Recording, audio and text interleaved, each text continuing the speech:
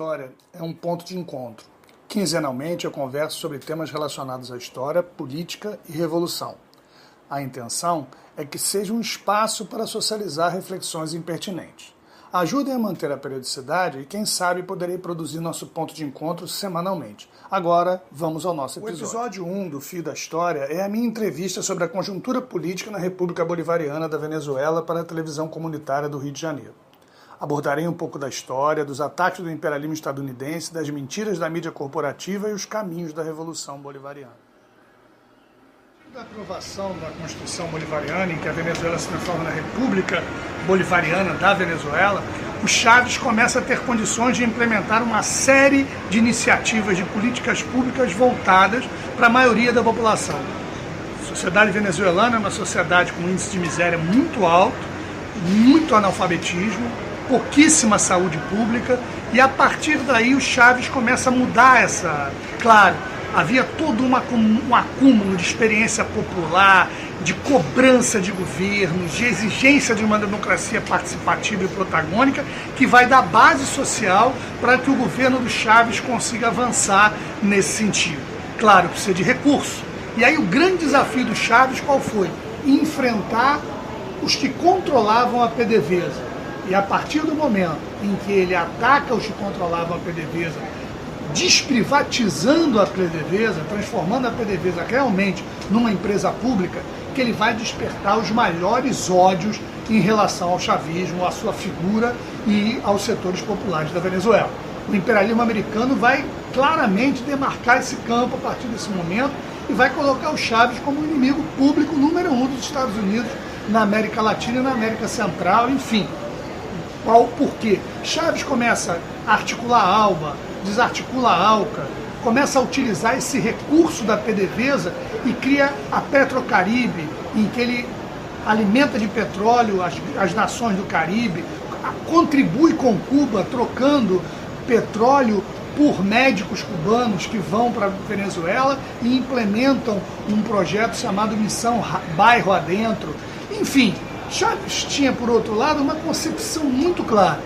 Derrotar a miséria política, a miséria econômica, passa por antes derrotar a miséria política. Então a consciência popular, trazer a população para frente das missões, administrando, coordenando, gestando e gestionando essas missões, era fundamental e se tornou fundamental para a continuidade da Revolução Bolivariana. Por isso a gente vai entender que com 25 pleitos eleitorais na Venezuela, não foram 2, 3, 4, 5, foram 25 pleitos em 20 anos. O Chávez perdeu a Revolução Bolivariana, o chavismo perdeu apenas 2 dessas eleições ou plebiscitos. O Chávez foi golpeado em 2002 pelo imperialismo americano, voltou ao Palácio Miraflores no braço da população, houve um golpe capitaneado pelos Estados Unidos, em que um presidente se autoempossou e no dia seguinte ele foi desempossado com a população e as Forças Armadas Nacionais Bolivarianas garantindo o retorno legítimo do Chávez, que tinha sido eleito presidente, que tinha sido golpeado, para o governo da Venezuela. Então, é exatamente o fato do governo do Chávez ter essa expressão popular e definir uma política popular que transforma a Venezuela no inimigo dos Estados Unidos, porque o petróleo venezuelano não vai para a elite venezuelana nem para o imperialismo americano, vai para políticas públicas e sociais que garantem a melhoria de vida da população venezuelana e muito mais do que isso, o início de um processo de transição ao socialismo, porque essas missões começam a ser organizadas, começam a ser gestionadas de baixo para cima. Não é o Estado que gestiona, é o povo que se organiza, a classe trabalhadora que se organiza e começa a organizar conselhos comunais, começa a organizar comunas no sentido de tentar ultrapassar o Estado capitalista, construindo um Estado comunal.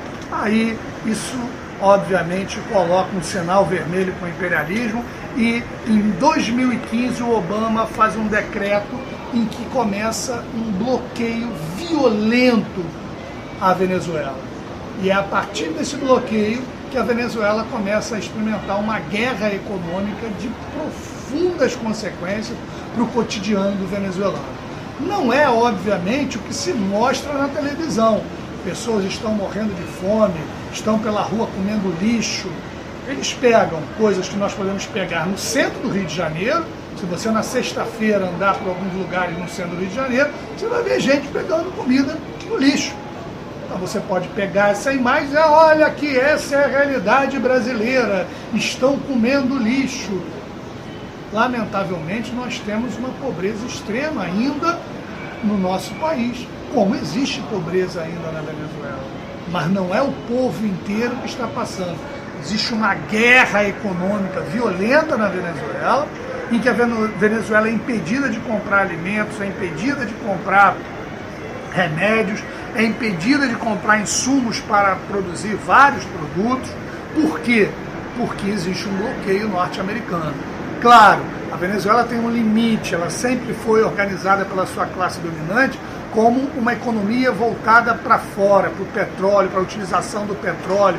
Não havia uma disseminação, né, de indústrias variadas e tudo, mas não era uma aposta da classe dominante venezuelana.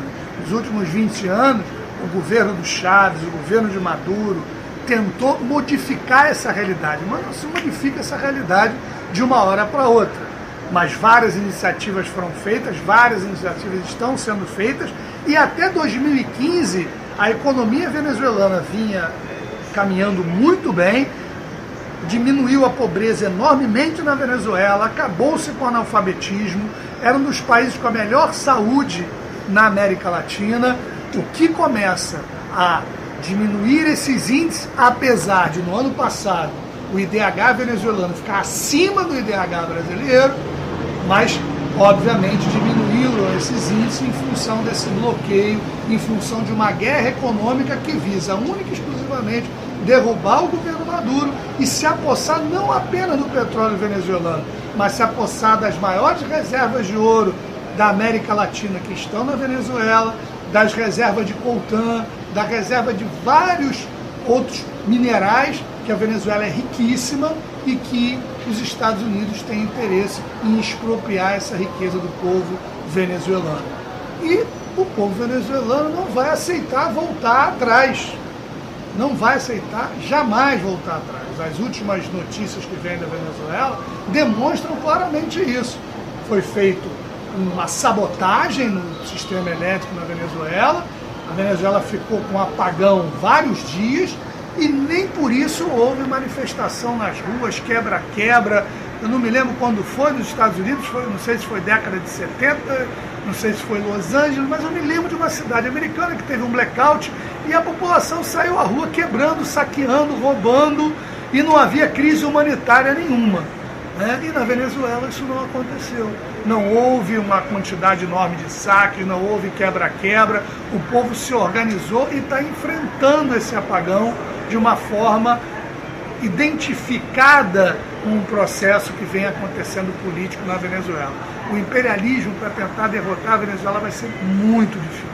A Venezuela conseguiu uma coisa que é uma herança, retomar uma herança do Zamora, que é uma das grandes lideranças, não é só o Bolívar, também é uma das lideranças exaltadas na Revolução Bolivariana, que o Zamora foi um general que pregava a união cívico-militar, colocava a necessidade de que o exército, as forças armadas, fossem forças armadas identificadas com o povo. E com isso, o Maduro e o Chávez, principalmente o Chávez, após o golpe de 2002, estimulou enormemente essa união cívico-militar. E hoje as Forças Armadas Nacionais Bolivarianas são uma força armada anti-imperialista identificada com o processo de transição ao socialismo. Então, por mais de que o imperialismo americano, europeu, tentou várias vezes no último mês, desde 23 de fevereiro, quando eles tentaram aquela farsa da ajuda humanitária, desarticular as Forças Armadas Nacionais Bolivarianas, oferecendo dinheiro, oferecendo anistia, oferecendo uma série de coisas, eles não conseguiram dividir as Forças Armadas Nacionais Bolivarianas e, com isso, eles não estão conseguindo derrubar o governo Maduro. Vai haver um processo ainda longo, não vai ser fácil, obviamente não vai, né, para a Revolução Bolivariana da Venezuela avançar. Nós vamos também ter que avançar nas nossas lutas políticas nos outros países do nosso continente. A Venezuela sozinha não vai conseguir enfrentar o imperialismo. Então, é fundamental que a gente se organize no Brasil, no Chile, no Peru, na Argentina, no Uruguai, colocando esses governos de direita pró-imperialista para fora dos governos, né, garantindo manifestações de massa, organização popular, que consiga avançar um processo de superação dos nossos limites.